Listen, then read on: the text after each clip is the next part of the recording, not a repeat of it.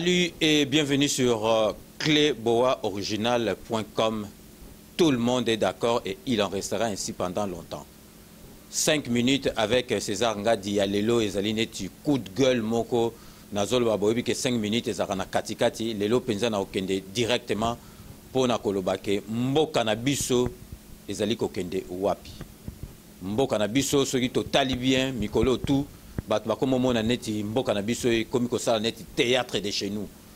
Parce que Badi Banga ba noma qui est premier ministre balobi Badi Banga azalaki na dialogue ité Badi Banga IDPS ba benga naye azali muta PPRD to komona ke Badi Banga asali musala naye azalaki obligé à démissionner. Na démission wana il fallait sikoyo opposition epesa 3 personnes ba évêque ya 5 ans ba meki tina suka ba kokite ba ke kozongisa dossier pa ya président de la République Kabila yemoko ayeko zwa décision à nommer mutu oyo amonaki censé à cause de la première ministre.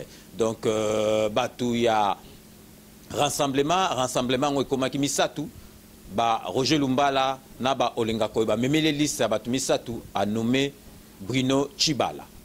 Bah, nommé Bruno Tshibala, ça fait maintenant plus ou moins 2 semaines et demie gouvernement Izobimate.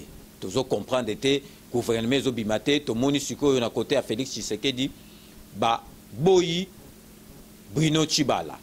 Côté il y a majorité présidentielle, bah ndimiye, mais sikoyo peuple tous allez comprendre que Congolais azali comprendre que côté kuna baboya na côté obandima mais sikoyo makambango donc qui premier ministre ngo bazo changer tisuka wapi yango na Congolais azo komituna politique ou komi théâtre de chez nous ou bien komi penza politique ya solo ba politicien na opposant na majorité présidentielle baza ko sala ngo malamu sikoyo tokoyi ko lobake président Tshisekedi azali irremplaçable parce que tout le monde a que président Tshisekedi abandon calmer makambu et comme que koto bandimi koto baboy donc Bruno Tshibala wana sikoyo ndengi tozo kake balongola elisusu ou bien oni Nations Unies aya kokota makambongo pourquoi tokozwa biso mo solution te sikoyo peuple azotuna intérêt na ye ezali nini na kati basango ya 5 ans ba évêque à 5 il y a 5 ans, qui dossier balobi que bango maye les sili ba pesi na président de la République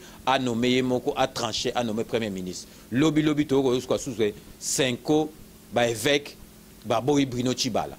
Mais ceux qui ba sango ba komi kokota makambo ya politique ba komo kata mibeko na bango c'est qu'il y a quelque chose qui va pas parce que tu dis que sango a 5 sarabatu. Donc siko population congolais tozo comprendre te mboka ezali kokende wapi.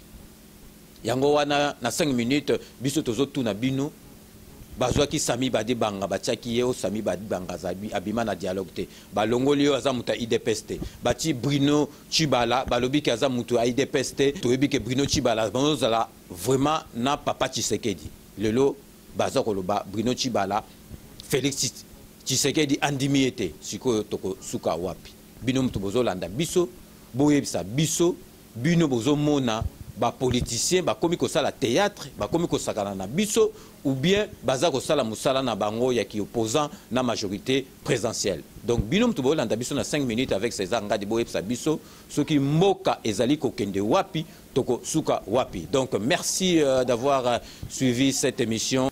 Derrière la caméra et à la réalisation, c'était JC Mwanda. Donc nous allons nous retrouver dans le plus bref délai pour un nouveau numéro de 5 minutes avec César Ngadi. N'oubliez pas, tout le monde est d'accord et il en restera ainsi pendant longtemps avec cléboaoriginal.com.